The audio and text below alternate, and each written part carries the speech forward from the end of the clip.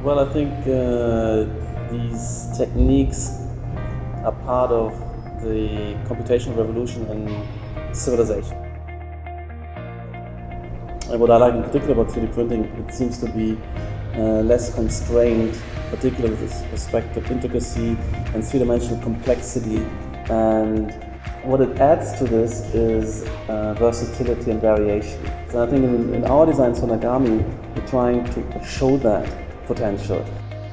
There is various layers of printing and lines drawn down the surface are printed over lines which are more normal, the usual contour lines which are running up from the bottom up. And I think it's great that Nagami is bringing characters like us and Ross and Daniel Wiedwig into this, and I'm sure there will be others lining up to join.